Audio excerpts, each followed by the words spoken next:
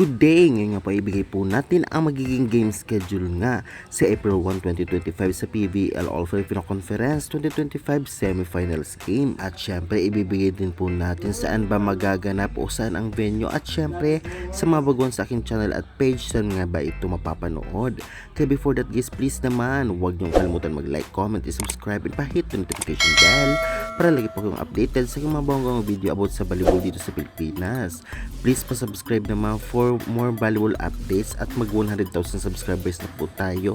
Thank you very much. Natapos na nga ang quarterfinals at nakilala nga natin ang top 4 teams kung saan maghaharap-harap sa single round robin ngayon sa semifinals. At ngayong araw nga sa video ito ay ibibigay po natin ang pangalawang game sa semifinals ngayong April 1, 2025. At wag na po nating patagalin, ito na po ang game schedule, venue at saan papanood. Unang maghaharap nga Kremlin Pool Smashers versus Akari Chargers.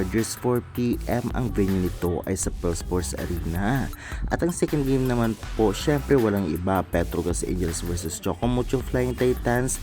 6:30 PM venue Pearl Sports Arena. At sa mga bugan sa aking channel at page, saan nga ba ito mapapanood? Mapapanood po niyo ito ng libre sa Google kung may internet po ang inyong mga cellphone. Search nyo lamang po pbl.ph live. 5 to 10 minutes lamang po ang late, ngunit malinaw at buo yung video. At meron din po nito sa dalawang application, Pilipinas Live at Signal application. I-download nyo lamang po ang mga application na ito at mag-register kayo. Oo, may bayad ngunit sulit naman. At syempre meron din po nito sa cable. Kung kayo po ay may cable sa inyong mga bahay, isearch nyo lamang po ang channel na One Sports or One Sports Plus. Minsan nag-live sila, minsan hindi. I-check nyo na lamang po. Well, makikita nga natin sa first game, Creamline versus Akari Chargers. Kayanin kayo ng Akari, ang defending champion ng Creamline. Alam naman nating lahat na malakas talaga ang CCS sa ngayon.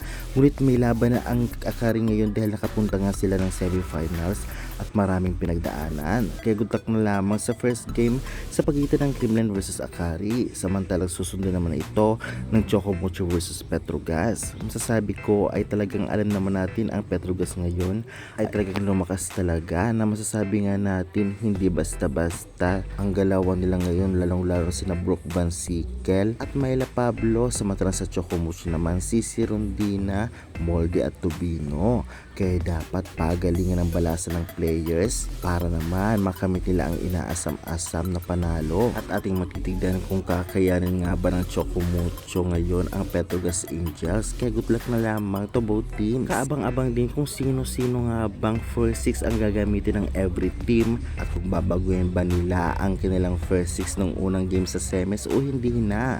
Kaya good luck na lamang sa lahat.